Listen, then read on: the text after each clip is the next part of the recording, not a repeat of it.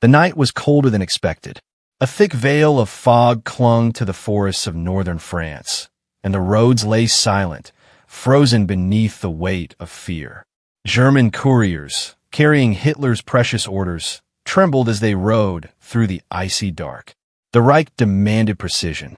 The Führer's words were to move like lightning across the front. Yet tonight, something felt wrong. Shadows shifted where no men should stand. Strange silhouettes emerged, tanks that roared without engines, divisions that appeared and disappeared like phantoms in the mist. Radios whispered of American units advancing, but the numbers made no sense. How could thousands of troops suddenly materialize where no battle had been fought? Panic spread among the couriers. They could not know it yet, but they had stumbled into the realm of illusion. This was not a conventional army. It was America's ghost army, an entire corps built not of flesh and steel, but of deception. Inflatable tanks, sound trucks, and master forgers turned the battlefield into a theater of lies. And Hitler's couriers, the lifeline of the Reich, were caught inside the greatest stage play of the Second World War. You are there now, walking into a war of shadows. Nothing is what it seems. What if the soldiers you saw weren't real at all? The winter of 1944 pressed its cold breath across Europe. The German Reich was desperate, clinging to the remnants of its once unstoppable machine. You imagine yourself there, a courier chosen for speed, loyalty, and silence. The order clutched in your hand carries Hitler's command, his rage distilled into ink and paper. Your mission is clear: deliver it to the front before dawn. Failure is unthinkable. Yet as you ride deeper into the darkness, the road ahead fractures into uncertainty. Because what you are about to encounter will shake every certainty you have about war, about armies, and even about reality itself. The forest road is narrow, frost crunching beneath your boots as you dismount for a moment to catch your breath. And then, there it is, a low rumble. Tank engines, heavy and menacing, rolling through the mist. Dozens of them, maybe hundreds. The ground vibrates beneath your feet. Fear grips your chest, because these machines should not be here. Your maps told you this sector was thinly guarded, the enemy scattered and weak. Yet here, in the dead of night, an entire American armored corps is suddenly alive before your eyes. You crouch low, trembling. If the Americans have massed this much firepower here, then every German plan along this line is already shattered. You imagine entire divisions being swallowed whole before dawn. But what you cannot imagine, not yet, is that what you are seeing is an illusion. The tanks looming before you are no more real than the shadows that dance in firelight. The ghost army has arrived. The idea of creating an entire army out of thin air began years earlier, when Allied planners realized that deception could be as powerful as bullets. The British had already shown the world how lies could reshape the battlefield. Operation Bodyguard, Operation Fortitude, deceptions that convinced Hitler to guard the wrong beaches during the Normandy invasion. But the Americans wanted more than clever tricks. They wanted an entire unit built not to fight, but to deceive. A traveling army of artists, engineers, sound technicians, and forgers who could turn empty fields into fortresses overnight. In January 1944, the 23rd Headquarters Special Troops was formed. It would never march into history books like the 101st Airborne or the 1st Infantry Division. Its mission was secret, buried in classified files, whispered only in the backrooms of military strategy. But the men who joined it understood their task was as dangerous as it was strange. They were to be ghosts, seen but never touched, feared but never confirmed. Imagine what that meant for a young recruit. Instead of storming beaches with rifles, he would inflate rubber tanks the size of houses. Instead of carrying grenades, he would load sound trucks with hours of recorded artillery fire. Instead of camouflage, he would create visibility. He wanted the enemy to see him, to believe in his presence, to alter their plans because of shadows on the horizon. And so, it was that as you, the German courier, froze in the forest, you became the unwitting audience to a grand theater of war. But deception required precision. The Ghost Army could not simply scatter fake tanks, and hope for the best. They studied intelligence reports, German habits, the psychology of fear. They knew Hitler's reliance on couriers and field reports made his lines of command uniquely vulnerable to illusions. If one trusted messenger swore he had seen an entire armored division, then plans shifted, reinforcements were moved, and panic spread like wildfire. You picture yourself standing before one of those inflatable tanks. Its rubber skin glistens with frost, painted with streaks of camouflage. From a distance, it is indistinguishable from steel. Soldiers walk around it, adjusting ropes and pumps, their hands numb from the cold. But to you, hidden in the trees, it looks like a war machine ready to crush your position. And when your ears catch the thunder of recorded gunfire echoing through the valley, you stop questioning. The illusion is complete. This is the cruel beauty of the Ghost Army. Their weapons were not rifles, but your mind. Now the question rises in your chest like smoke. If these tanks are false, then how many of the soldiers you've seen are illusions too? You recall the silhouettes you spotted earlier, men moving in formation along the ridgeline.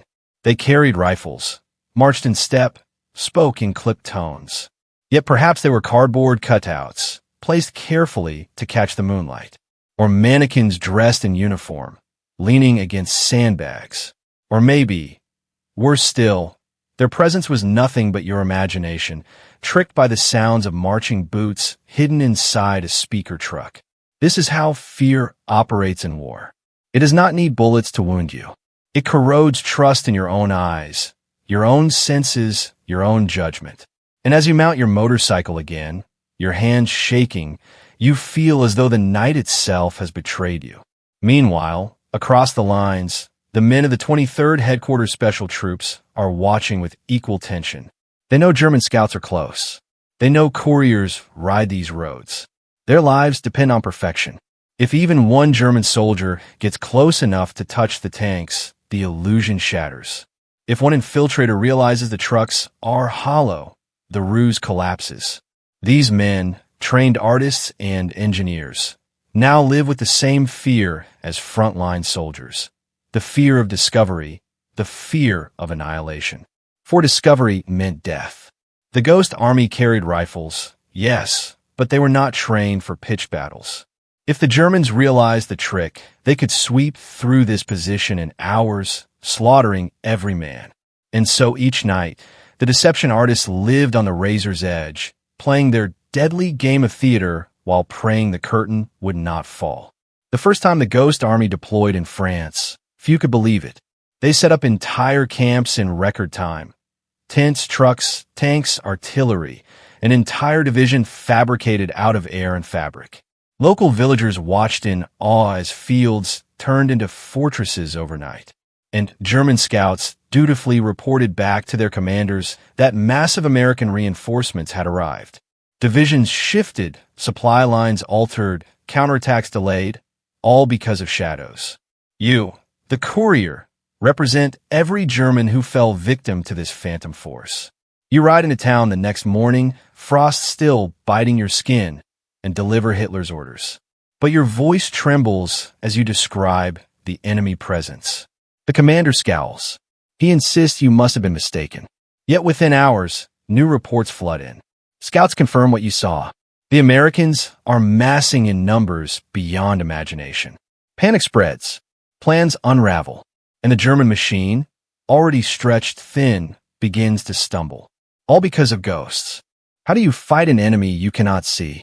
The winter sun rises weakly, throwing pale light across ruined villages and frostbitten fields. For the German command, morning brings no clarity. Reports flood in. Columns of American armor advancing. Infantry divisions digging in, artillery positions spotted where none had existed the night before. Every scout swears the same. The Allies are building strength here, in this quiet sector, and soon the hammer will fall. But you, the courier, know the truth is stranger. You saw them appear in the fog, like spirits conjured from the earth. You still ask yourself, were they real, or was your mind deceived? The High Command does not question the reports. Hitler himself, isolated and enraged, demands action. Divisions are ordered to reinforce the line, precious fuel, and artillery dragged from other fronts. Yet in the American camp, the laughter is quiet, almost nervous, because the men of the Ghost Army know the trap is working. They hear the German response crackle over intercepted transmissions. Entire panzer units are moving, chasing phantoms. But how do you fight what you cannot see? The Germans try. They shell empty fields, wasting ammunition on air. They dig trenches opposite inflatable tanks. They reroute supply convoys to avoid phantom divisions. Each action weakens them. Each hour drains strength that could have been spent resisting the true Allied advance. The deception grows bolder. Trucks fitted with loudspeakers roll through the night, broadcasting the roar of armored divisions. Engines rev, chains clatter, commands echo, an entire army marching where no army exists. The sound carries for miles, drifting through forests and across rivers. You, standing in the chill night air, hear them and feel the dread in your bones. They are everywhere. They are unstoppable. They are coming for you. Yet if you had stepped closer, just a little closer, you would have seen the truth. You would have seen soldiers crouch behind their trucks, replaying recordings made months earlier. You would have seen artists painting insignia onto jeeps, creating entire regiments with brushes and stencils. You would have seen inflatable cannons swaying slightly in the wind, held in place by ropes and stakes. You would have realized that the battlefield was no longer a clash of steel. It was a theater, and you were the unwilling audience. But in war, perception is reality, and the Ghost Army mastered perception. By day, villagers watched in awe as fields transformed overnight.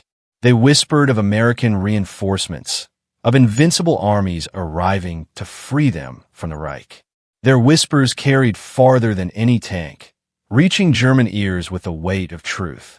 Rumor became intelligence, and intelligence drove strategy. Inside your mind, the questions swirl endlessly. How many divisions are truly here? How many soldiers? If the Allies can conjure such power from nowhere, what hope remains for the Reich? You are not alone in this terror. Across the German lines, officers lie awake at night, staring at maps, wondering if they are already beaten by illusions. Meanwhile, the men of the 23rd Headquarters Special Troops face their own fear. Because if the deception works too well, if the Germans attack in force, they will be slaughtered. They live each day as actors on the stage of war, praying the audience never storms the theater. When the enemy strikes, will ghosts be enough to save lives? The night is alive with tension. The German lines shift uneasily, their commanders whispering orders, their soldiers bracing for an assault that feels inevitable. You, the courier, wait in a bunker carved into the frozen ground, your mind replaying the sight of those endless tanks, those relentless columns of troops. You know what you saw, and yet a question gnaws at you. If the Americans truly wield such power, why haven't they struck? Why do they hover like shadows, threatening but never moving? The answer lies in the very heart of deception. The Ghost Army was not meant to destroy. It was meant to delay, to misdirect, to bleed the Reich of time. Their mission was never to fight, but to protect those who would. Every phantom they conjured, every illusion they built, was designed to shield real American divisions elsewhere. While you trembled at shadows, the true spearheads of Eisenhower's forces were preparing their decisive blows, moving quietly along other fronts, unchallenged. But deception is dangerous when the enemy grows desperate. The Germans, realizing they're being pressed from all sides, finally strike. Mortars fall upon the ghostly camps. Artillery pounds the fields where inflatable tanks stand proud. For the men of the 23rd Headquarters Special Troops, this is the moment of terror. They know they cannot fight back with equal strength. If their ruse is discovered now, if even a single German patrol breaks through, they are finished. Imagine standing among them in the chaos. The ground shakes. Air bursts with fire. An inflatable tank tears open, collapsing like a dying beast. Soldiers scramble to patch it, to keep the illusion alive, even as shells rain down. Trucks roar away, dragging sound equipment to safety, but the recordings continue. blasting through the night as if an entire division still stood firm. The deception cannot falter, not for a second, because if it does, the Germans will know the truth and hundreds of American lives elsewhere will be lost. This is when courage is no longer about charging into battle.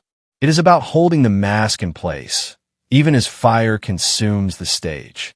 You, hidden in the trees, might see the panic, might glimpse the hollow skins of the tanks, and yet the thunder of guns drowns reason. You believe what you are meant to believe. You see what they want you to see, and in that illusion lies survival.